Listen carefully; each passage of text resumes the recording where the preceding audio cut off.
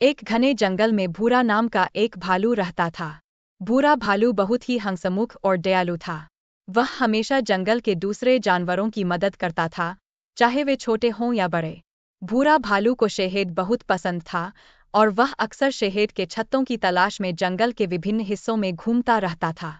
एक दिन, जब भूरा भालू अपने शहद की खोज में जंगल के एक दूरस्थ इलाके में गया, तो उसने कुछ अजीब देखा। एक नदी के किनारे एक छोटा सा हिरन फंसा हुआ था।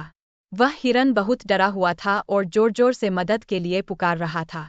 भूरा भालू ने तुरंत समझ लिया कि हिरन मुसीबत में है और उसे मदद की जरूरत है। भूरा भालू तेजी से हिरन के पास पहुंचा और उससे पूछा, तुम इतने डरे हुए क्यों हो, छोटे हिरन? क्या हुआ है? हिरन ने कांपते हुए कहा, मैं नदी के इस पार अपने परिवार के साथ खेल रहा था, लेकिन अचानक पानी का बहाव तेज हो गया और मैं इस तरफ आ गया। अब मैं वापस नहीं जा पा रहा हूँ और मुझे डर है कि कहीं कोई शिकारी न आ जाए। भूरा भालू ने हिरन को सांत्वना दी और कहा, डरो मत, मैं तुम्हारी मदद करूंगा।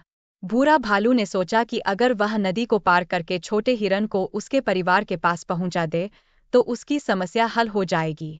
लेकिन नदी का बहाव बहुत तेज था और भूरा भालू के लिए भी इसे पार करना मुश्किल था। उसने चारों ओर देखा और एक योजना बनाई। भूरा भालू ने कुछ बड़ी बड़ी शाखाएं जमा कीं और उन्हें एक साथ बांधकर एक अस्थायी पुल बनाया। उसने हिरन से कहा, आओ, इस पुल से चलकर हम नदी को पार करेंगे। हिरन थोड़ा डरा हुआ था, लेकिन भूरा भालू पर भरोसा करके उसने उसके साथ चलना शुरू किया।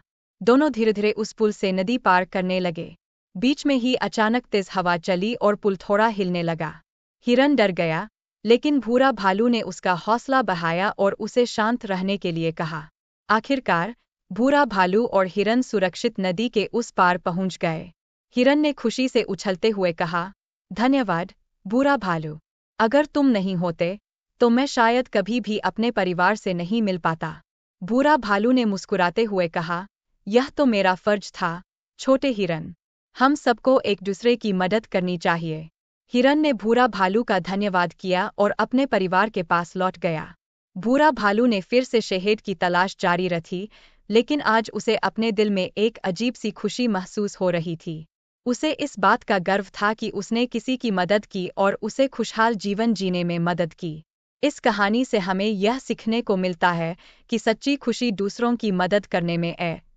भूरा भालू की तरह हमें भी दयालु और मददगार होना चाहिए, ताकि हम अपने आसपास के लोगों की जिंदगी को बेहतर बना सकें।